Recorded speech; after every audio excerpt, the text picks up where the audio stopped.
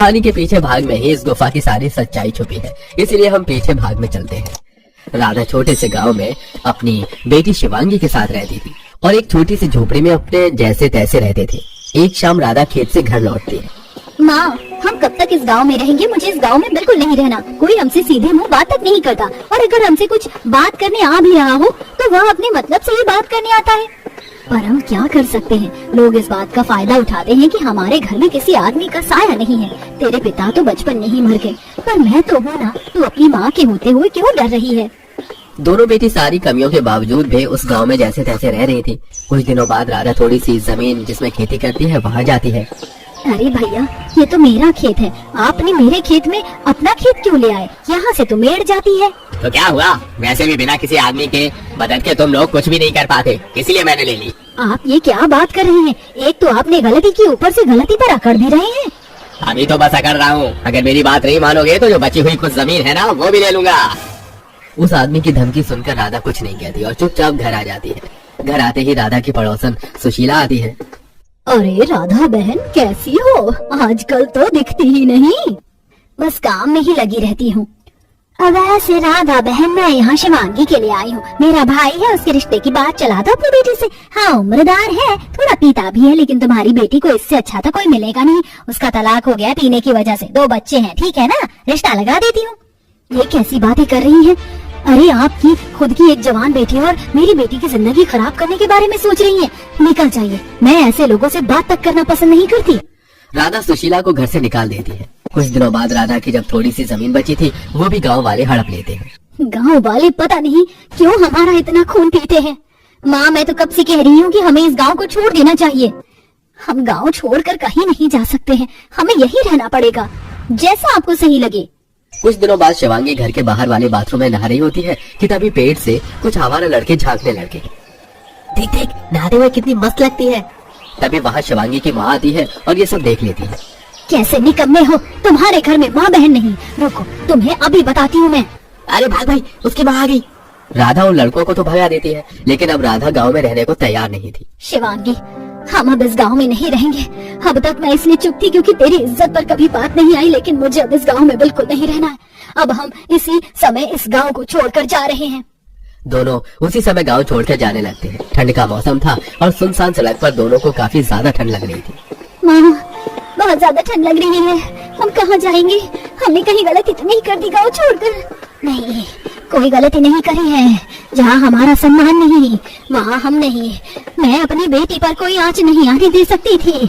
और तू चिंता मत कर, हमें कहीं न कहीं से कुछ रहने की जगह तो मिल ही जाएगी। दोनों इधर उधर जंगल में भटकने लगते हैं। तभी राधा को एक कोयले की गुफा दिखती है। देख देख शिवांगी बेटा, कोयले की गुफा, हम वहाँ रह सकते हैं। कोयले की गुफा, हम वहाँ रह सकते हैं। ठंड में ये जगह भी बहुत अच्छी लग रही है। चलो, हम वहीं पर रहते हैं। दोनों माँ बेटी कांपते हुए कोयले की गुफा में जाते हैं और वहाँ रहने लगते हैं। माँ, यहाँ तो ठंड लग रही है, लेकिन आग भी नहीं जला सकते। अगर आग जलाई तो पूरी कोयले की गुफा जल जाएगी और हम भी। कोई बात नहीं, हम यहाँ आग नहीं जला सकते तो क्या हुआ? हम यहाँ से कोयला ले जाकर बाहर तो आग जला ही सकते हैं ना। राधा और शिवांगी वहाँ से कुछ कोयले इकट्ठा करती है और बाहर जाकर आग जलाती है। माँ, कोयले की वजह से मेरे पूरे कपड़े ही काले काले हो गए हैं। कोई बात नहीं, अब की बार हम जाएंगे ना तो जमीन पर पत्ते बिछा देंगे। इससे ठंड भी नहीं लगेगी और कपड़े गंदे भी नहीं होंगे। और माँ, भूख का क्या करें? बेटा थोड़ा सब्र कर, यहाँ कहीं आसपास फल होगा तो मैं तुझे दे दूंगी। राधा पेड़ से फल तोड़कर लाती है और दोनों माँ बेटी फल खाते हैं और रात के समय कोयले की गुफा में ही पत्ते बिछाकर सो जाते हैं। माँ, अच्छा हुआ हमने गाँव छोड़ दिया। कम से कम वहाँ पर हमें कितनी परेशानियाँ झेलनी पड़ती थी, यहाँ तो हम खुश हैं। हाँ बेटी, यही मैं पास में झरना देखा था। मैं कल सुबह पानी भी ले आऊंगी। अगली सुबह दोनों पानी लेकर वापस कोयले की गुफा में आते हैं तो उसे गुफा को आलीशान महल में देखती है, जो कि बाहर से कोयले की गुफा थी और अंदर से महल। माँ, ये तो एक आलीशान महल बन गया अंदर से। ये कैसा चमत्कार है? मुझे भी कुछ समझ नहीं आ रहा। ये जादुई कोयले की गुफा है क्या? हाँ, ये एक जादुई कोयले की गुफा है, लेकिन तुम दोनों माँ बेटे के लिए तुम दोनों ने पहले ही बहुत तकलीफ का सामना करके यहाँ पहुँची हो। अब तुम दोनों को यहाँ किसी तकलीफ का सामना नहीं होगा। सारी चीज तुम्हारे पास मौजूद है। माँ, सच में भगवान होते हैं। वो किसी न किसी रूप में हमारी मदद के लिए आ ही जाते हैं। खुद देखो, ऐसी जगह में कोयले की गुफा मिली, वो भी जादू से आलीशान महल बन गई अंदर से। हाँ बेटी। दोनों माँ बेटी खुशी खुशी जादुई कोयले की गुफा में रहने लगती हैं, लेकिन माँ बेटी के बारे में गांव वालों को पता चल जाता है। अरे बहुत हो गया उन दोनों माँ बेटी का, उन्हें उनकी औकात पर लाना ही पड़ेगा। किसी गुफा में रह रहे, चलो आज हम चलते हैं।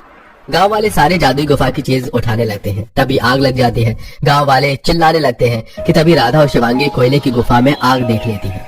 माँ देखो, हमारे घर में आग लग गई है और वहाँ से कितने लोगों के चिल्लाने की आवाज आ रही है। हे भगवान, बस किसी की जान पर ना बनी हो। चल शिवांगी, हमें सबकी मदद करनी होगी। दोनों माँ बेटी उस कोयले की गुफा में जाती हैं और देखती हैं कि वहाँ सब गांव वाले थे। दोनों लोगों की मदद करने लगती हैं। धन्यवाद शिवांगी बहन। अरे भैया, अभी बात करने का समय नहीं है, सबकी जान बचाना जरूरी है। दोनों माँ बेटी जैसे तैसे सबको बाहर निकालती है और वो दोनों अकेले ही जब गुफा में बसती है तो गुफा की आग शांत हो जाती है। ये क्या, यहाँ तो आग भी शांत हो गई और वापस से महल में बदल गया। हमें माफ कर दो, हमने तुम लोगों के साथ कितना गलत बर्ताव किया, लेकिन जब हम पर मुसीबत आई सबसे पहले तुम ही आए, वो भी बिना सोचे समझे हमारी मदद कर रहे थे। और इन्हें तुम्हें इस गलती की सजा मिली है।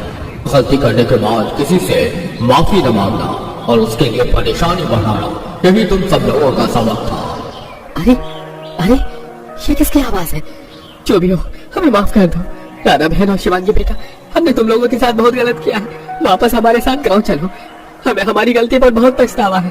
माफ करना, अब हम वापस गांव नहीं आ सकते। हम अपनी जिंदगी में बहुत खुश हैं। अब लोग भी खुश रहें। हमने आपको माफ कर दिया है, लेकिन अब हम गांव आकर खुद को दुख नहीं दे सकते। राधा और शिवांगी दोनों उसी जादुई कोयले की गुफा में हमेशा रहते हैं और खुशी खुशी रहते हैं।